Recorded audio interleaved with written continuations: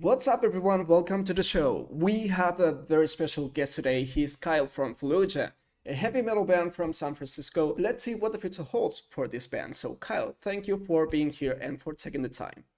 Yeah, happy to be here. Thank you so much. Please tell me, is this your first time talking to someone from Argentina, South America? Have you seen any video from Argentina, like any footage from any concert? Yeah, it's cool. It's like I feel like South American metal fans have their own special like energy. You know what I mean? Like I haven't gotten to play shows down there yet, but everybody says it's one of the best places to go play shows, because it's like the fans are awesome and everybody shows up and goes hard at the shows. I feel like there's a very real love for metal in South America that is it's so apparent. It's very genuine. There's something about places like that where like I feel like compared to like here in America or like maybe parts of Europe, like I feel like you guys don't get quite as many tours coming through. Like versus here, it's like there's bands here all the time. So people are like, oh, maybe I'll go to the show, maybe I'll go to a different show next week. I feel like places like Argentina that like don't get quite as many tours, it's like when a cool like metal band does come through, like everybody shows up, and everybody like goes hard. So yeah, I think it's cool. You know, that's true because we don't have any kind of respect for each other. We are really crazy and really wild and really loud, and we sing every guitar solo and every riff and every melody and every vocal line. So that's true. We've been trying. Like we would love to come down there as soon as we can. Like we started making some plans to come down to South America that like didn't quite work out, but as soon as we get the right time for a tour and the right situation, yeah, we're very excited to come down there.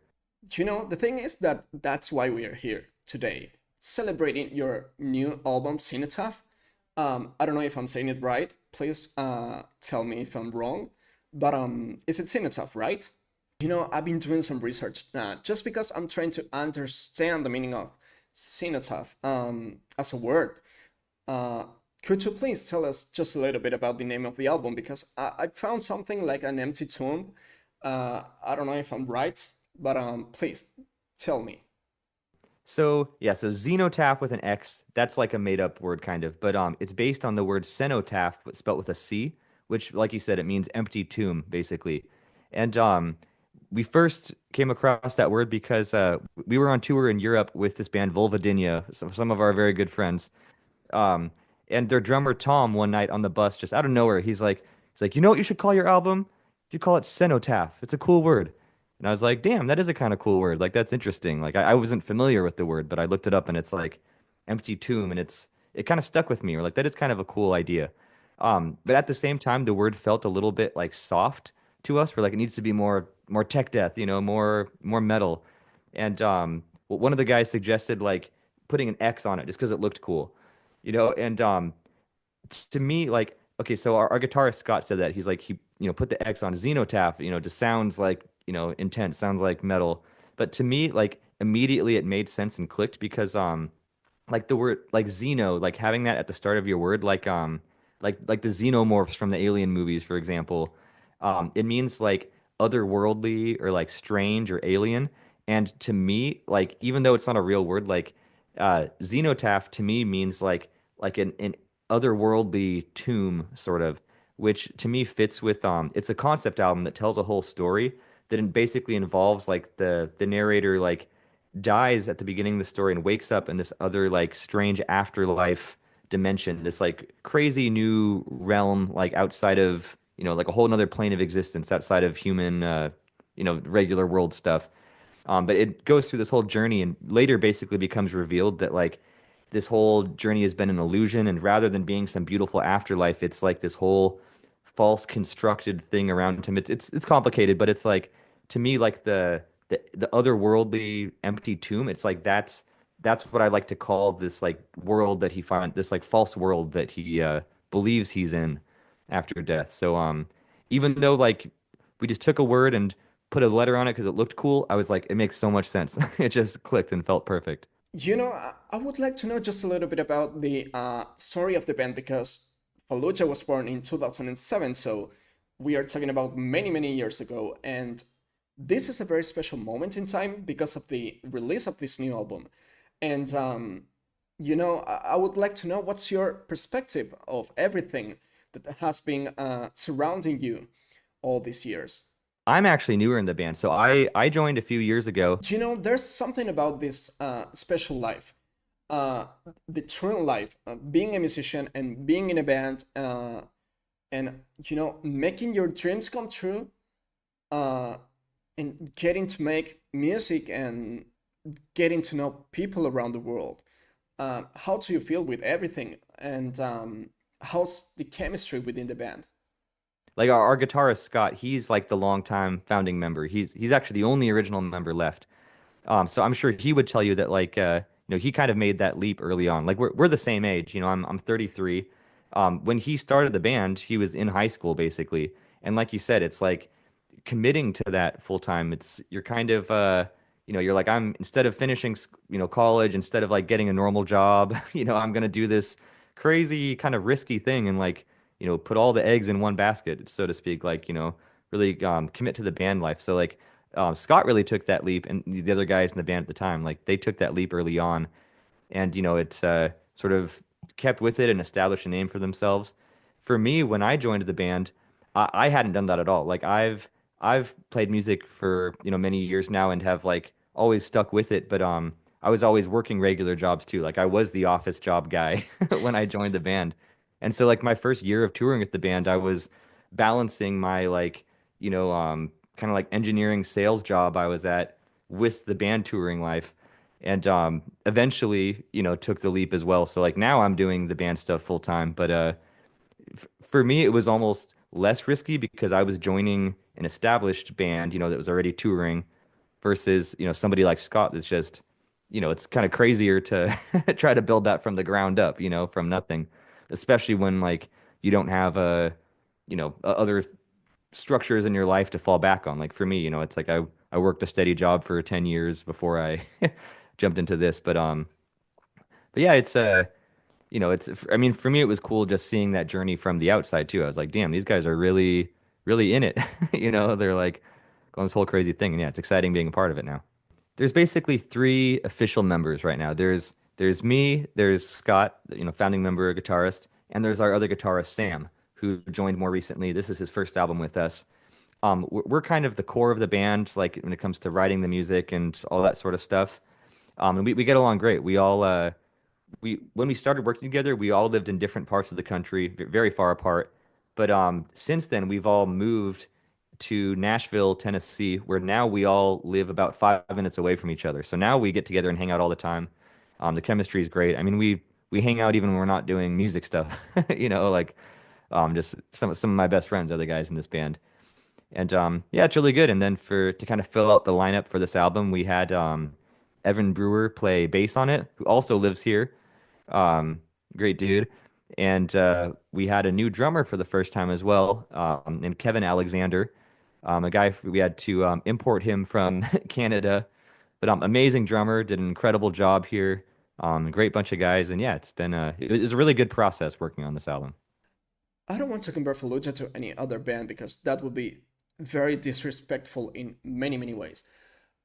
But this is a Linkin Park kind of situation because you are the new kid on the block, and when you're part of a band and part of a team that has been making music for so long, and this music becomes something familiar for everybody and for everyone who follows the band.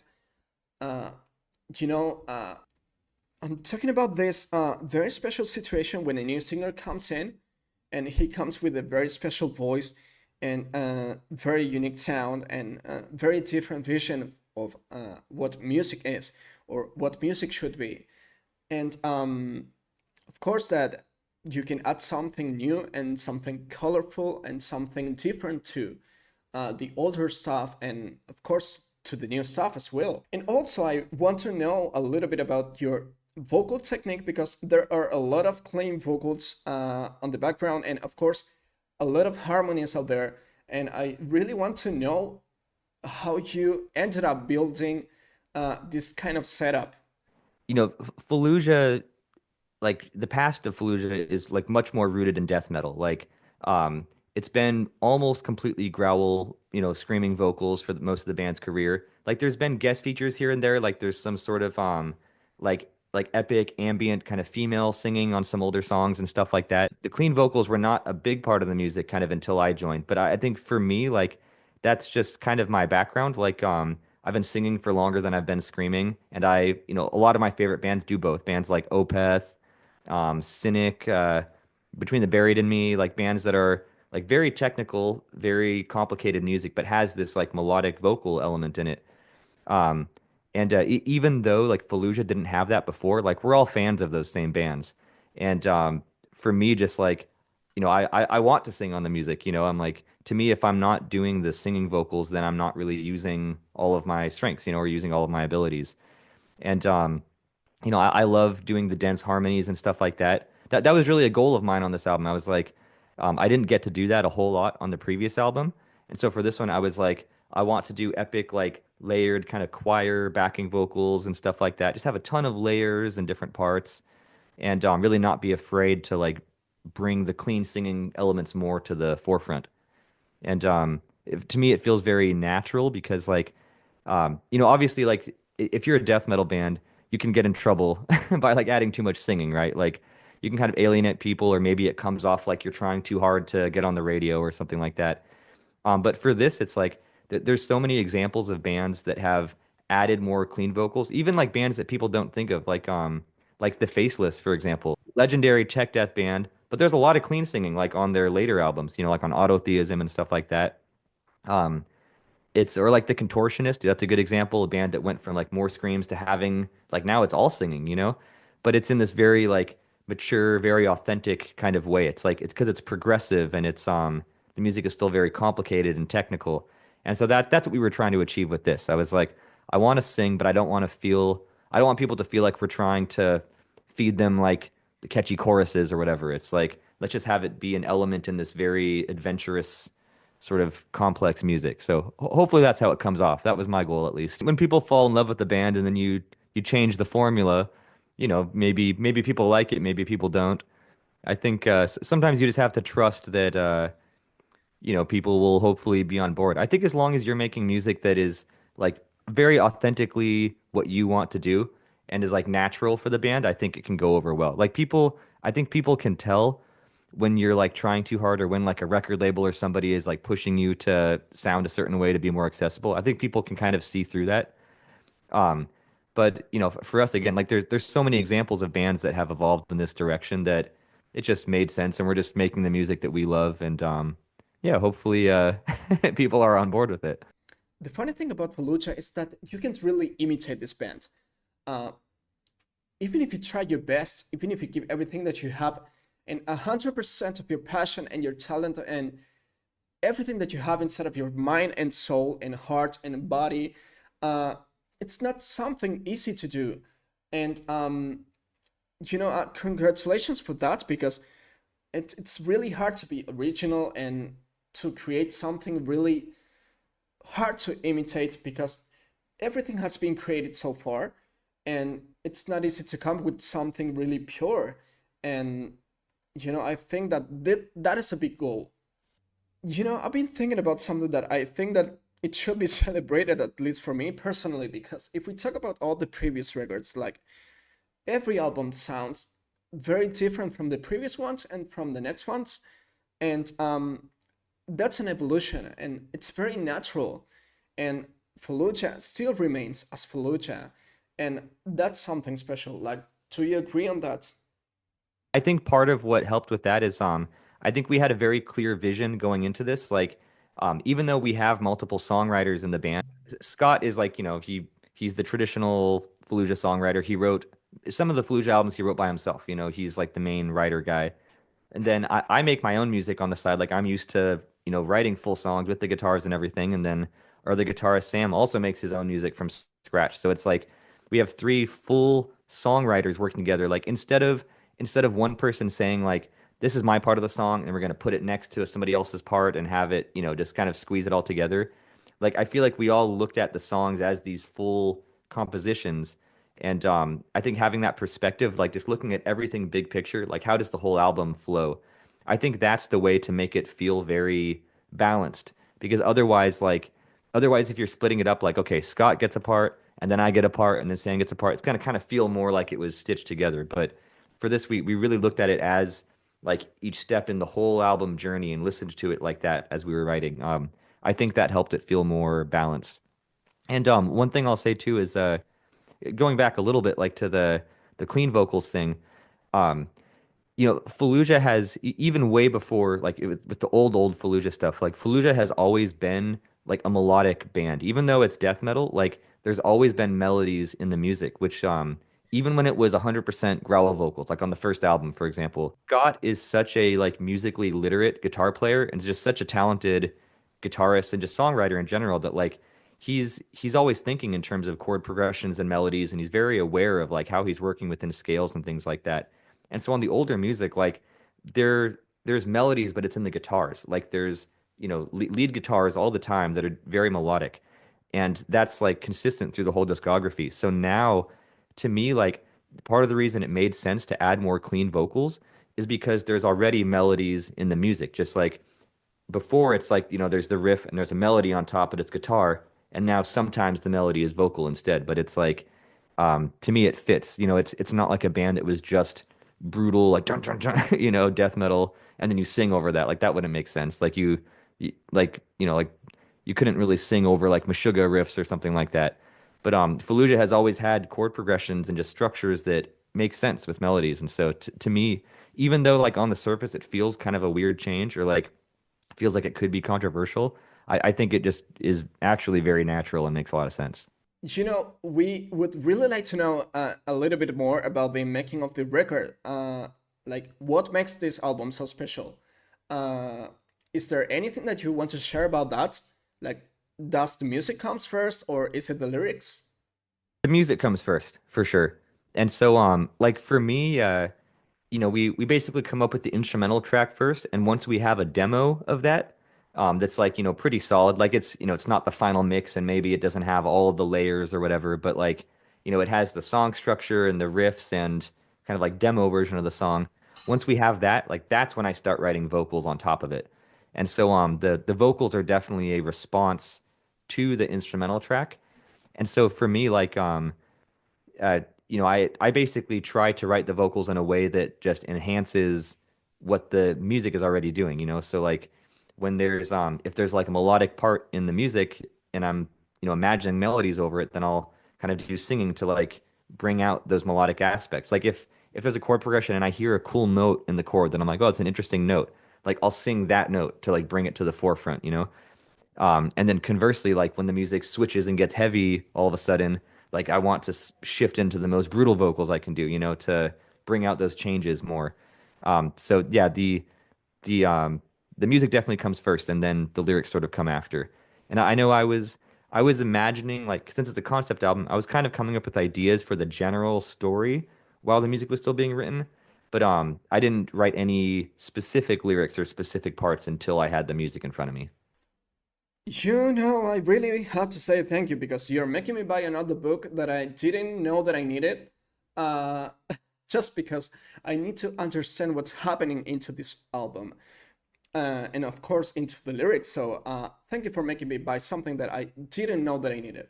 But apart from that, I really want to know something about the first single of the record because I know that the first single that we know, uh, it wasn't the first option at the very beginning. Like, what was the first choice for you guys? We had a hard time choosing a single. Like we went back and forth many times because like there's 8 songs on the record and we really wanted them all to be a little bit different. Like we wanted them all to stand out in their own way. And like the album too kind of goes through different phases. Like it starts sort of like more bright and melodic and sort of uplifting, and then it gets much darker near the end.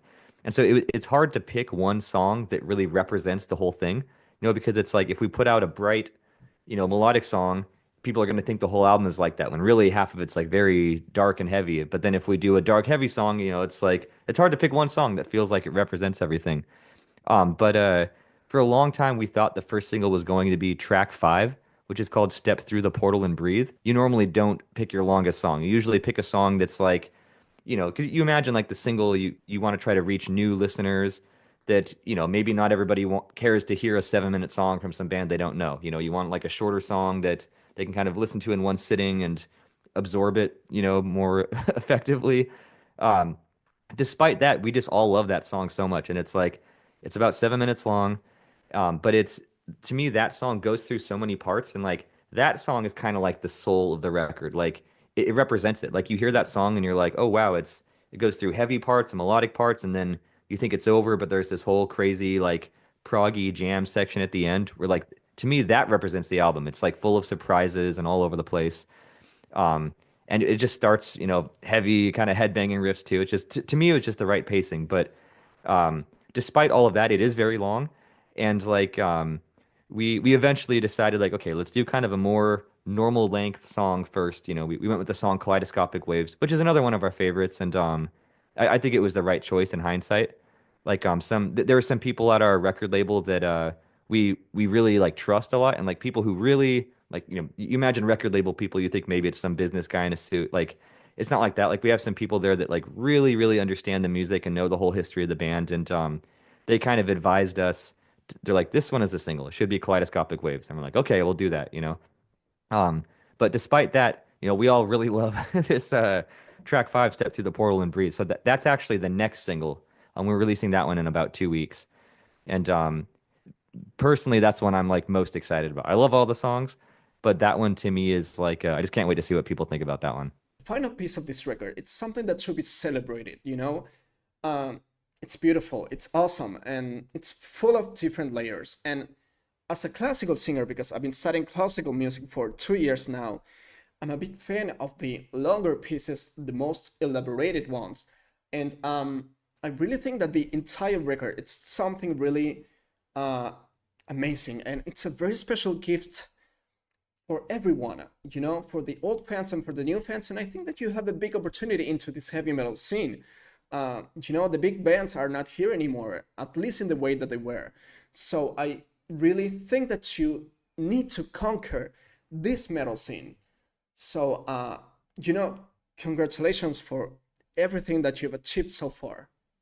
It's like times are hard for a lot of people these days, and it's like it's not always easy making room in your life to like, do stuff like this. So we feel very lucky to be having the chance to, make music like this and sort of arrange our lives in a way that works for that. And yeah, I appreciate you saying all that, and I hope you're right. To us, I mean, we're such big fans of music, like of metal and progressive metal and technical metal and all this stuff, that like I think for some reason something about this album, like I think because we had such a good connection and lineup going into it, like we when it was time to make a new record, like instead of just sort of starting to write riffs, like we spent time just really listening to like the legends of the scene and just getting inspired, like the bands that we see as the legends to us, like the Faceless and Necrophagist and Cynic and like all of these sort of this legendary epic, technical death metal bands. Like we would just sit down and just like listen to these records all the way through, like records that inspired us and made us want to play music like this in the first place. And I think like really connecting with that and having it at the forefront of our minds, like we really set out to make our version of that. Like to us, it's we'll see what people think. It's easy to say whatever you want say as the band, but like our goal is like let's try to make an album that makes us feel the same way that all of our favorite albums made us feel. So if I think for people that love the same bands that we do, that this album is like a love letter to all of that. So hopefully to somebody else they'll regard this album as something like that, because it's just like you said, that bands are these are kind of bands from a generation before us, and we're trying to kind of carry on that spirit with our music the best we can. I know we wanted to like we just wanted to squeeze so many ideas into the album, and we all love a lot of different music. Like we have our own influences outside of metal as well.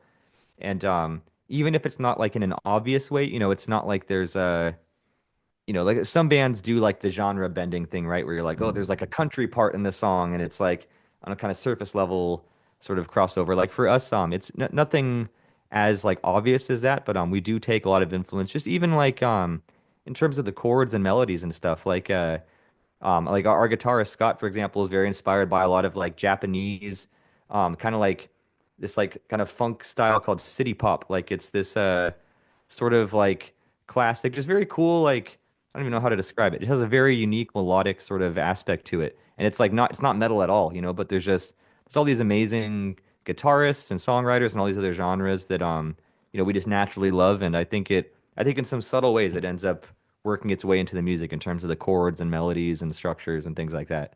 Well, we all know about like Scott's musical inspirations, but do you have any guilty pleasure talking about music?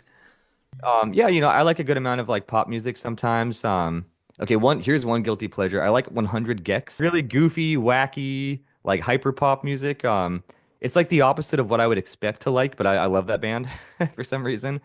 There's a lot of good pop nowadays, especially you know, it's like I definitely appreciate a good vocal performance regardless of genre. So like somebody like Ariana Grande, for example, you hear the records and it's like the harmonies and the production, it's incredible. You know, it's like whether it's, you know, even if it's girly or poppy or whatever, it's like it's just the vocal performances are just amazing, you know, and all the harmonies and the writing and everything. I was in an indie rock band like way before I was making metal music, and like I always tell people that my favorite singers are like Julian Casablancas from The Strokes. That's one of my favorite bands, and Gerard Way from My Chemical Romance. Those are like, you know, I've always loved metal too, but like just you know I've always connected with different types of rock music and stuff as well that I still connect with just as much even now, you know.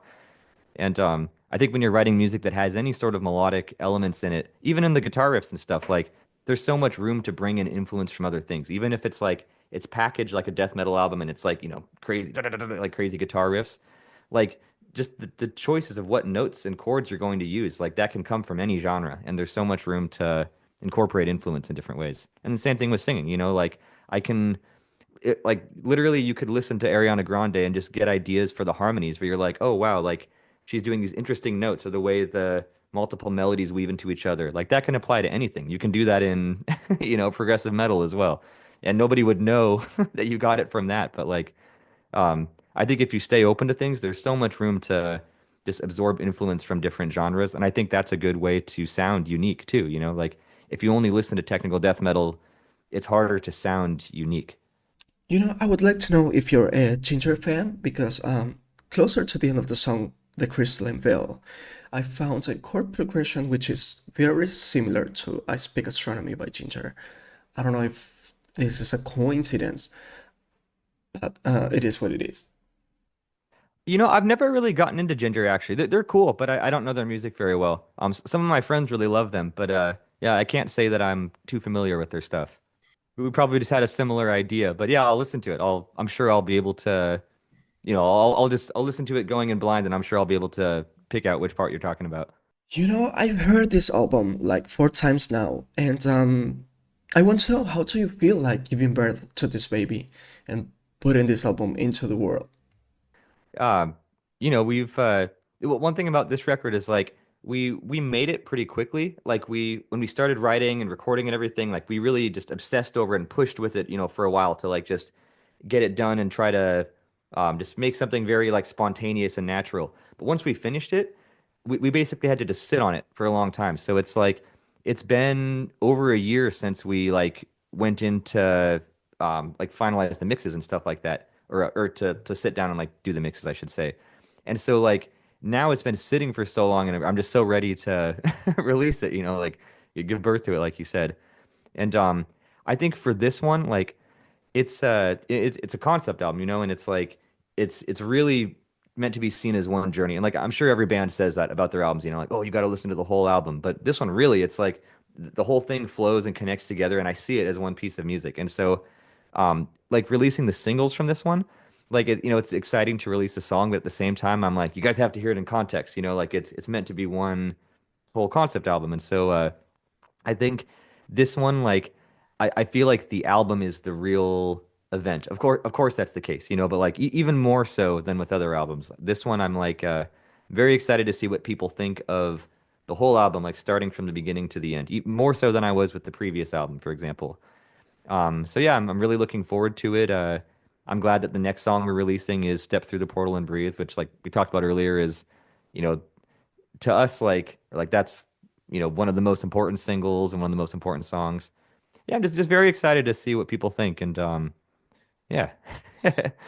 Have you ever had any chance of like having a side project or, making different music like pop music or disco or hip hop or R&B or something like that?